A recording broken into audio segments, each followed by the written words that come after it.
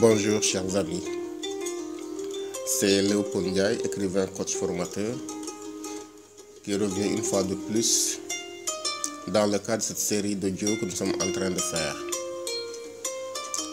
Ces audios ont pour objectif de vous accompagner au jour le jour, de vous guider et d'être là au moment où vous serez dans la déprime et où la poisse va envahir votre vie. Vous pourrez retrouver cette série d'audio sur la chaîne YouTube ou bien sur ma page Facebook que j'anime, Léopold Ndiaye, écrivain, coach, formateur. Rendez-vous chaque matin sur cette page. Vous y trouverez ces audios, mais également d'autres messages super motivants. Je vous rappelle également que mon 6e ouvrage, intitulé Les paroles qui guérissent, une thérapie au jour le jour, est toujours disponible en format PDF au prix de 8 525 francs CFA ou 13 €. Vous pourrez vous le procurer en m'envoyant un mail à leopoldndiaye@gmail.com ou en me contactant inbox ou sur ma page Facebook. Et je vous répondrai. Je vous dirai comment vous pouvez faire pour acquérir cet ouvrage. Cet ouvrage est un ouvrage sublime. Je vous conseille vivement de vous le procurer et d'en faire votre livre de chevet. Ce matin, nous allons parler de la manière de prendre sa vie avec courage, de la manière de prendre sa vie avec audace, malgré les difficultés, les handicaps qui peuvent exister dans notre vie, ou bien ce qu'on peut considérer que ce sont des handicaps. Prendre en vie sa main est important, mais nous pourrons le faire surtout qu'en identifiant notre mission de vie. Quelle est ma mission sur Terre? C'est important de pouvoir l'identifier parce que ça nous permet de savoir où nous posons les pieds. Je vais vous dire ce matin, mon cher frère, ma chère sœur, surtout toi qui as un handicap physique, qu'en réalité dans la vie il n'y a pas de handicap. Le handicap est dans notre tête. Si vous acceptez d'être handicapé, alors vous le serez. Le plus important chez l'homme, c'est d'être d'un esprit sain et de jouir de toutes ses facultés mentales et psychologiques. Tant que vous êtes avec votre raison et votre esprit, vous pouvez tout accomplir dans la vie et atteindre les cimes les plus hautes si vous en avez la volonté. Ce qui semble manquer à votre corps, votre esprit s'y substitue de fort belle manière. Dieu vous dispense-t-il de la vue? Qu'à cela ne tienne. Ne vous laissez abattre pour rien au monde. Si vos yeux ne voient que le noir, votre esprit par contre est lumière et vous fait baigner dans la lumière intense de la réussite. Prenez votre destin en main. Ouvrez les yeux de votre esprit, aspirez à un grand destin et ne remettez pas votre vie entre les mains d'une autre personne. Ayez une grande estime, ayez une haute estime de vous-même. Visez haut, battez-vous et ne laissez personne vous écraser ou vous traiter comme moins que rien. Avec votre esprit alerte, votre intelligence, vous êtes capable de voir les choses d'une manière si merveilleuse que ne peuvent le voir les autres. Ayez confiance en vous. Soyez sûr que vous êtes une personne à part entière, dotée de toutes les capacités. Toutes les possibilités s'ouvrent à vous et vous pouvez y arriver. Vous êtes privé de lui. Vous êtes sourd. Ne vous en offusquez pas. Combien de personnes ont de grandes oreilles, écoutent tout le temps, mais n'entendent jamais? Les oreilles de votre cœur entendent mieux les messages de votre esprit. Vous êtes ainsi capable de décrypter avec votre cœur les messages de votre esprit. Vous êtes ainsi capable de décrypter avec votre cœur les messages de la nature et du divin que quiconque. Alors soyez à l'écoute de votre cœur, soyez sensible à ses sollicitations, fiez-vous à votre instinct et agissez en âme et conscience. Ne vous fiez pas au regard inquisiteur de la société qui vous juge et voudrait vous mettre au placard avec vos stigmates. Si vous voulez tout, vous pourrez tout avoir. Mais soyez sûr que rien ne vous sera donné gratuitement. Vous devez vous battre et mettre toutes les cartes de votre côté pour accéder à votre réussite. Vous en êtes capable. Bousculez seulement vos peurs et vous atteindrez les sommets de la montagne. Vous qui avez perdu la parole, que le silence de votre bouche livre ces messages puissants à la postérité. Si votre langue ne peut exprimer vos idées, vos sentiments, celle de votre esprit et de votre cœur par contre s'exprime mieux que ce bout de chair entre vos deux mâchoires. Dans votre silence apparent, des messages forts et puissants s'adressent à la société. C'est à vous alors d'ancrer vos paroles et vos messages dans le brouhaha souvent insensé de cette société. Les paroles de votre silence devraient participer à assainir ce fleuve de paroles qui mettent le tissu social sens dessus-dessous. Vous pouvez vous imposer et en imposer par votre personnalité, vos convictions et votre foi au pouvoir de la parole du silence qui transforme. Enfin, vous qu'on appelle handicapé moteur, parce que vous avez perdu l'usage de vos pieds ou de vos mains, sachez que là où ne peuvent vous porter vos pieds, votre esprit peut vous y amener. C'est par votre intelligence, votre imagination, votre audace, votre courage et votre grandeur d'esprit que vous ferez la différence. Ayez une forte confiance en vos capacités et possibilités spirituelles et intellectuelles. N'acceptez pas qu'on vous limite à des gens qui doivent seulement recevoir le superflu des autres pour vivre. Vous êtes des bénis de Dieu et vous devez le savoir. Si Dieu vous ôte l'usage de vos jambes, il vous a donné, j'en suis sûr, des capacités qui peuvent vous permettre d'aller au-delà de l'inimaginable et de réaliser des prouesses impensables. Soyez fort intérieurement. Sachez ce que vous voulez. Battez-vous pour atteindre vos objectifs avec conviction et fermeté d'esprit. Vous êtes capable de réaliser plus que ce que réalisent les gens dits valides. Beaucoup de personnes avec leurs jambes se rendent à des lieux peu recommandables et font des choses peu orthodoxes. Ne les enviez pas, car vous ne savez pas ce qu'ils endurent intérieurement. Si vous êtes libre dans votre esprit, en parfaite symbiose avec votre conscience, alors estimez-vous heureux et n'enviez personne. Vous êtes une merveille de Dieu, vous êtes une merveille aussi pour Dieu. Et si vous allez vers la réussite, elle viendra à vous. Alors, chers amis, une semaine va bientôt se terminer. Une autre semaine va bientôt commencer avec un nouveau jour. Ensuite, un nouveau mois et enfin une nouvelle année. De jour en jour, de semaine en semaine, de mois en mois et d'année en année, nous approchons inexorablement du bout. Du but, devrais-je dire, de la fin. Qui sait? Peut-être que ce n'est pas la fin, mais un autre commencement de notre vie meilleur que celle-ci. Mais une chose est sûre, chaque jour qui passe nous rapproche de la fin d'une vie, tout au moins de celle que nous sommes en train de mener en ce moment. Malheureusement, la plupart des gens passent leur jour à être uniquement. Ils sont là tout court et ne s'interrogent pas pour savoir pourquoi ils sont là, quel est le sens de leur vie, quelle est leur mission sur terre.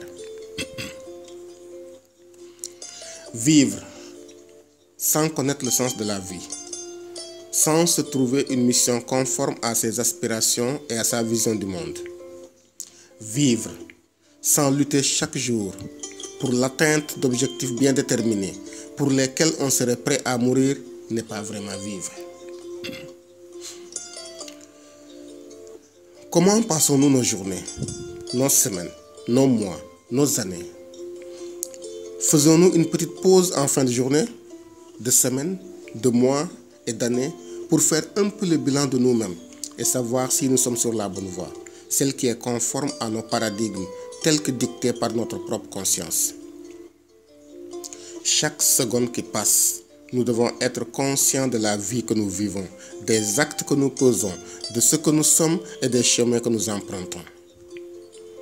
Le temps d'une vie est tellement précieux que nous n'avons pas le temps de le gaspiller en choses inutiles. Mon frère, ma sœur, le temps de l'éveil de ta conscience a sonné. Ouvre tes yeux, ouvre ton cœur, aie un esprit vif et alerte et prends désormais le cours de ta vie entre tes mains. Ne te laisse pas vivre, mais vis réellement et conduis-toi toi-même le cours de ton histoire avec détermination et responsabilité. À chacun sa manière d'être, de penser, de se rendre utile, peu importe. Le plus important, c'est que ta vie ne soit pas vaine, qu'elle ne soit pas que mimétisme et imitation inconsciente. Mais elle doit être utile à tout point de vue. Il n'y a que toi et toi seul qui puisse la rendre utile. Alors, prends souvent le temps de méditer sur toi-même, sur ta vie, sur ce que tu fais, sur tes objectifs, sur la trajectoire de ta vie. C'est alors seulement que tu comprendras le véritable sens de celle-ci et que tu pourras véritablement être toi-même. Méditer sur soi-même suffit comme tâche pour toute personne. Tu apprendras ainsi à mieux te connaître et à te perfectionner davantage. Cela nous évitera également de nous occuper de choses qui ne nous regardent pas, comme de fouiller dans la vie des autres.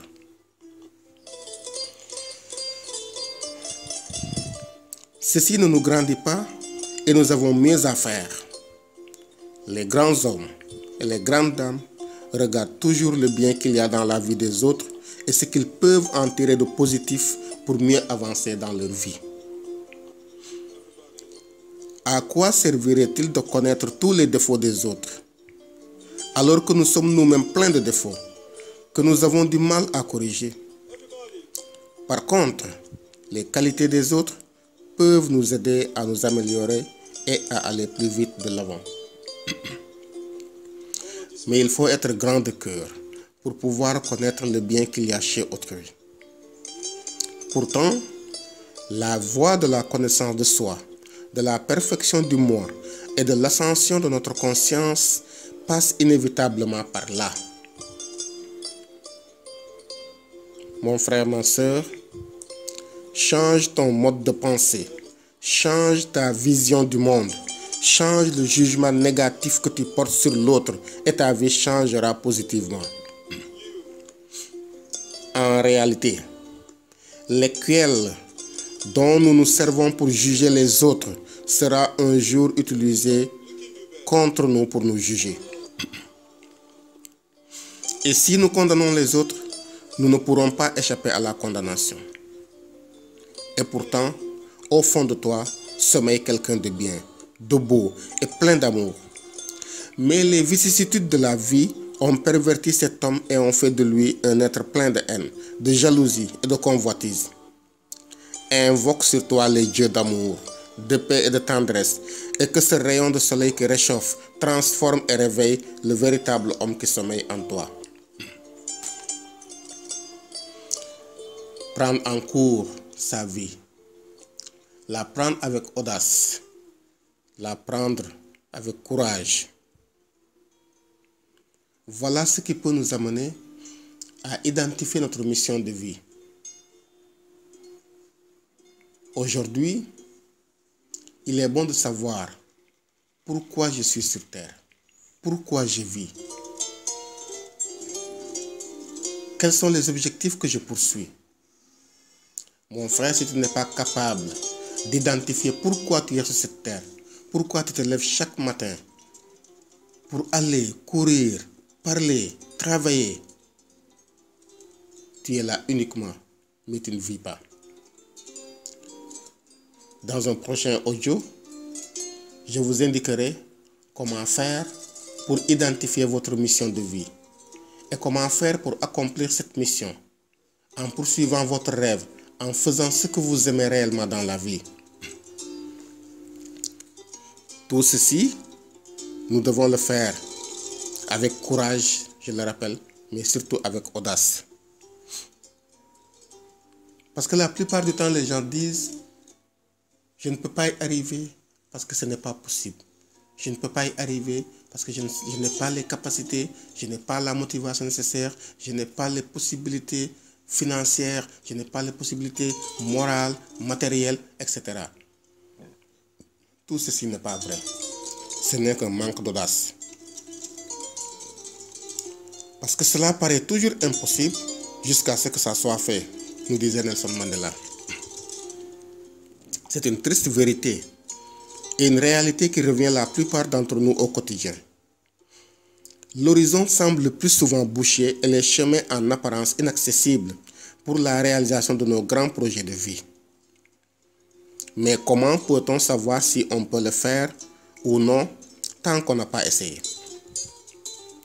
On n'est jamais sûr du résultat que nous allons obtenir tant que nous n'avons pas essayé.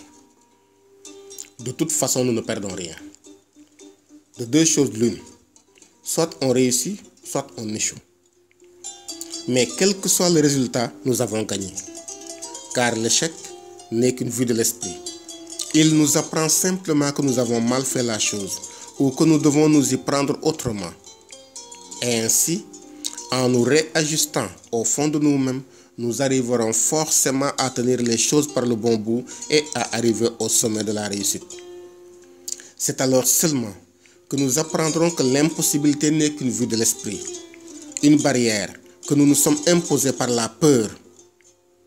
C'est ce que j'ai démontré d'ailleurs dans mon deuxième ouvrage, mon recueil de philosophie, intitulé « De l'ombre à la lumière, le combat pour la vie », qui est publié en 2012 aux éditions Diaspora Noire. En effet, je disais ceci. L'échec n'est rien d'autre que de laisser filer l'opportunité qui s'est offerte à nous à un moment de notre vie. C'est manquer de vigilance ou se laisser surprendre par la marche des choses, le cours des événements. L'échec, c'est aussi être faible au moment où on devait être fort. C'est lâcher prise quand il fallait s'agripper. Mais l'échec n'est pas la fin. Ça signifie seulement qu'on a mal fait, mal compris ou mal dit les choses et qu'il est possible de recommencer. Quand on échoue, cela signifie qu'on a eu le courage d'essayer et qu'un nouveau départ s'ouvre à nous. L'échec doit nous pousser à réfléchir et à penser à faire les choses d'une autre manière, à en avoir une autre appréhension et à être déterminé non à recommencer mais à continuer autrement. Nous devons donc changer notre disposition d'esprit pour avoir une vision différente de l'échec. En effet, loin de se laisser écraser, nous devrions plutôt sortir fortifiés de chaque échec et en apprendre davantage sur la vie. Échouer ne doit pas nous pousser à avoir une vision négative de nous-mêmes. L'image que nous avons de nous-mêmes, loin d'être écornée, devrait au contraire sortir renforcée et fortifiée après chaque échec. Une telle disposition d'esprit devrait être accompagnée par une dose suffisante de courage, d'audace et d'abnégation. C'est dans cet état d'esprit que fonctionnent les pratiquants des arts martiaux. Ceci leur donne une grande capacité de changement et d'adaptation interne et externe.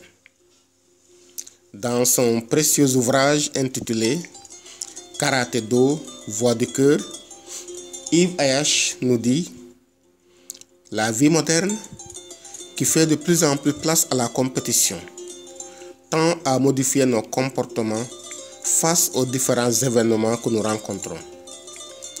Elle a développé des sentiments de peur et la crainte de l'autre. Être naturel, c'est faire un retour aux sources, ne pas obligatoirement fuir devant le danger, les difficultés ou l'inconnu, mais faire plutôt face d'une manière plus détendue et sereine. Fin de citation. La notion de courage prend ainsi une autre dimension. Ce n'est plus un affrontement qui appelle un choc brutal, mais une adhésion à soi dans un esprit détendu et calme. Cette idée est d'ailleurs renforcée par Nelson Mandela. En faisant l'apologie du courage, il affirme ceci: que le courage n'est pas l'absence de peur, mais le triomphe sur elle. L'homme courageux n'est pas celui qui ne sent pas la peur, mais celui qui inspire les autres à la dépasser. En effet, à y voir de plus près, nous nous rendons compte que toutes les choses pour lesquelles nous avons peur, la plupart du temps n'arrivent jamais. Mais à force de se faire détourner pour les problèmes qui surviennent dans notre vie et pour lesquels on n'a pas encore trouvé de solution, on installe la peur en nous et on se prépare à voir le pire tomber sur nous. Nous nous enfermons dans un labyrinthe intérieur qui ne fait qu'empirer les choses. Alors, au lieu de se focaliser sur les solutions possibles, on se focalise sur les problèmes.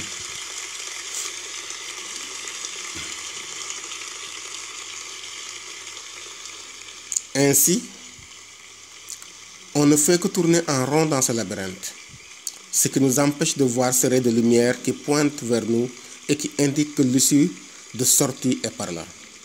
Ces raies de lumière, c'est souvent la petite voix qui parle en nous, qui distille dans notre esprit cette idée folle, à la limite invraisemblable, et qui pourtant se révèle être le chemin qui nous mène à la vérité.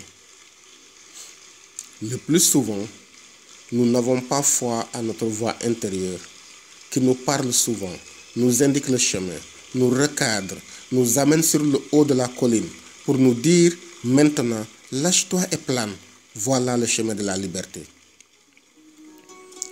Croire en cette voie qui nous mène à la liberté suppose un minimum d'audace qui fait que nous ayons le courage de nous jeter du haut de la montagne et de planer dans les airs comme un oiseau de bon augure. Pour être cet autre qui transforme sa vie et celle des autres, pour être l'autre qui vit autrement, il faut faire les choses autrement, comme on le ressent, et non comme le font tout le monde ou comme les autres veulent qu'on le fasse.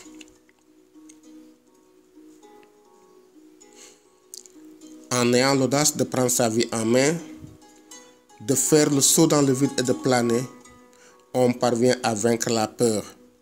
Et lorsque nous arriverons à planer comme on veut dans les airs, en surplombant tout et en volant à tire-d'aile, on inspirera ainsi les autres à dépasser leur peur et à prendre ainsi leur vie en main et devenir eux-mêmes. Car, comme le dit André Miller dans son livre La technique du succès, je cite: « Si je ne conduis pas ma vie, d'autres la conduiront à leur guise. Si je ne forme pas mes projets, si je n'agis pas en vue de leur réalisation, d'autres m'imposeront les leurs. La liberté, cela se prend, cela se conquiert, cela se défend par l'action et en vue de l'action. La liberté, cela ne signifie pas absence de subordination. Car qui, à ce compte-là, serait vraiment libre? Cela signifie que je sais exactement où je veux aller et que je fais ce qu'il faut, tout ce qu'il faut pour y arriver dans les meilleures conditions possibles. Cela signifie que je suis candidat au succès complet, que j'ai l'audace de décider que j'aurai ce succès. La fortune s'offre rarement aux modestes. Il faut un certain degré d'outrecuidance pour l'obtenir. Il faut avoir l'audace de décider qu'on aura une existence hors série. Décider qu'on aura une existence hors série, c'est accepter tous les actes qu'il faut accomplir pour justifier cette décision. Ceux qui pensent qu'il y a des êtres hors série et des êtres comme tout le monde et qui se rangent dans cette deuxième catégorie sont en réalité non pas des êtres comme tout le monde, mais tout simplement des êtres qui n'osent pas regarder en face tout ce qu'il leur faudrait faire pour assumer un destin hors série. Ce sont des êtres qui reculent devant l'action et qui et qui, sans qu'ils en soient pleinement conscients, ont préféré s'inculquer l'idée que la vraie action, les vrais efforts sont réservés à une catégorie d'êtres qui accomplissent apparemment leur destin sans effort. Au-delà de cette peur que nous ressentons, disons-nous toujours que le meilleur reste à venir. Ne dit-on pas d'ailleurs qu'après la pluie, le beau temps? Il faut apprendre à rester zen dans les situations les plus critiques. Et ceci, nous ne pourrons le faire qu'en regardant les choses bien en face, avec lucidité et à lâcher prise. Le lâcher prise, voilà la seule chose qui puisse nous permettre de transformer nos faiblesses en force, nos menaces en opportunités, et de voguer tranquillement vers un rivage au ciel clairsemé d'étoiles, malgré l'orage et la houle qui nous bousculent de tous côtés. En toute chose, je l'avais dit dans le premier audio, en toute chose, agissons comme il se doit et soyons en parfaite harmonie avec notre moi intérieur. Disons-nous toujours que nous sommes nous-mêmes, nous ne sommes pas les autres. Beaucoup de personnes ne réussissent pas parce qu'elles se comparent aux autres. Ils veulent faire comme font les autres. Ils s'identifient à leur vie, alors que chaque personne est unique en soi. Chaque personne est unique en son genre. Faisons les choses telles que nous les ressentons. Faisons les choses telles que nous les pensons. Et soyons sûrs, soyons conscients que nous sommes nous-mêmes, que nous ne sommes pas les autres. Au lieu donc de passer son temps à se mirer dans la vie des autres, menons plutôt notre propre vie. Écoutons notre voix intérieure et laissons-nous guider par elle. Elle sait mieux que quiconque ce qu'il y a de mieux et de meilleur pour nous. Steve Jobs l'avait si bien compris lorsqu'il déclarait dans un discours inaugural à l'université de Stanford ceci: votre temps est limité. Ne le gâchez pas en menant une existence qui n'est pas la vôtre. Ne laissez pas le brouhaha intérieur étouffer votre voix intérieure. Et surtout, ayez le courage de suivre votre cœur et votre intuition. D'une façon ou d'une autre, ils savent déjà ce que vous voulez réellement devenir.